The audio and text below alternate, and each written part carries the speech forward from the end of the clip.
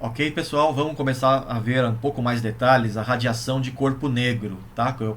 Que a gente acabou de ver no último vídeo. Bom, como a gente faz para obter uma boa ou até excelente mesmo aproximação para um corpo negro? A gente faz o seguinte, ó. A gente tem um forno, né? Pega um forno bem isolado, todas as paredes bem isoladas, ou seja, o calor não consegue escapar de dentro desta cavidade do seu forno, né? Então você tem lá um forno, uma alta temperatura e as paredes desse forno são bem isolantes, tá? A não ser por um pequeno orifício, tá? Este orifício aqui está exagerado, né? Ele está até grande para a gente conseguir enxergar, mas na verdade tem que ser um buraquinho bem pequeno mesmo, tá? E aí o calor vai conseguir escapar só por ali, tá? De dentro do forno, né? O forno está numa temperatura dada, né? Uma temperatura alta. E você faz um pequeno buraquinho na parede do forno e só por ali o calor consegue escapar, tá bom? Este conjunto, né? Esse sistema de forno com orifício é uma excelente aproximação para a radiação de corpo negro, né? Porque o calor lá dentro, né, não consegue escapar, né? Porque se a parede é isolante, o calor fica lá dentro, né? Não consegue sair lá de dentro. Então ele acaba entrando em equilíbrio. A não ser nesse pequeníssimo orifício, né?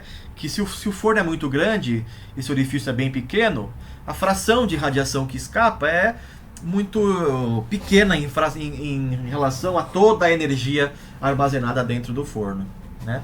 E aí com isso a gente consegue descrever bem a radiação de corpo negro, tá? Então essa é uma maneira de representar, né, na prática, ou de conseguir na prática um objeto que se aproxima de um corpo negro, tá bom? Bom, e aí essa radiação que sai lá de dentro é na forma de ondas eletromagnéticas, né? Aqui eu estou mostrando para vocês uma figurinha bem bonita do espectro de radiação eletromagnética, né, em função do comprimento de onda ou da frequência, né? Então aqui, ó, vai aumentando a frequência, tá, da sua radiação, né?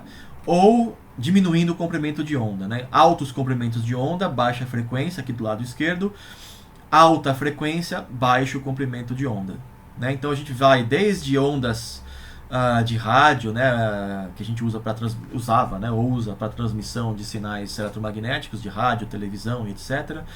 Infravermelho, a gente chega então no espectro de luz visível, né, desde o vermelho até o azul violeta, né?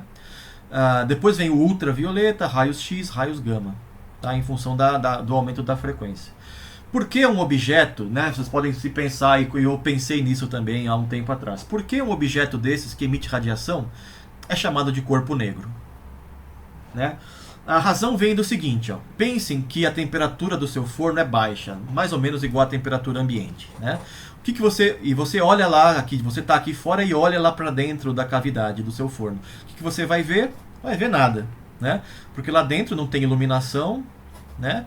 E a luz aqui de fora não consegue entrar pela cavidade, pelo orifício, porque o buraquinho é muito pequeno. Então você olha ali, não vê nada, tá?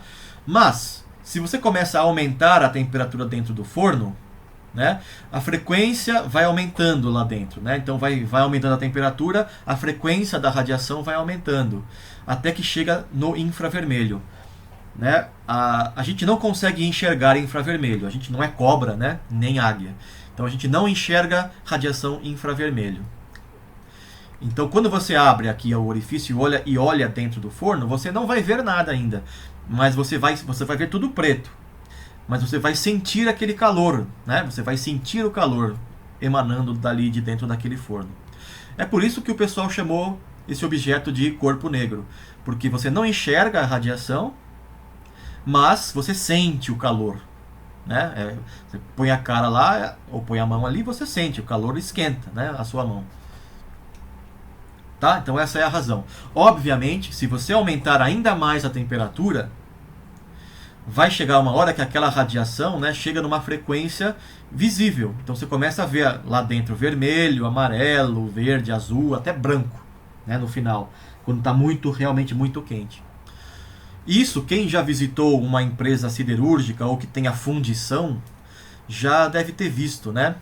Porque um material fundido, um metal fundido, por exemplo, ele é vermelho ou amarelado ou laranjado, né? É exatamente por isso, né? Porque ele está emitindo radiação no espectro visível. E daí a gente vê uma coloração diferente, tá?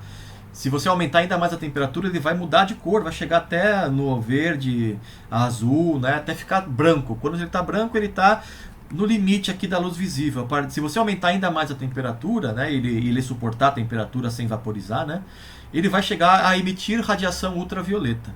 O Sol, por exemplo, emite radiação ultravioleta, né? Por isso a gente precisa de proteção quando vai para a praia, né, ou quando vai tomar muito sol. Proteção contra os raios ultravioleta que vem do Sol. E o Sol é um material a uma temperatura bastante alta. E com isso emite radiação visível também, né, porque a gente enxerga o Sol.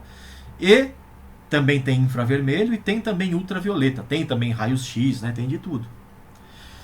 Certo? Então aqui está a explicação, né, de por que desse nome de corpo negro para os objetos, que nem sempre são negros, né? O Sol, por exemplo, ele em boa aproximação é um corpo negro, não é excelente aproximação, mas em boa aproximação. Mas ele não é negro, obviamente, né?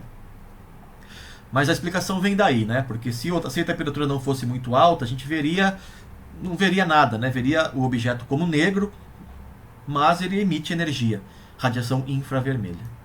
Tudo bem?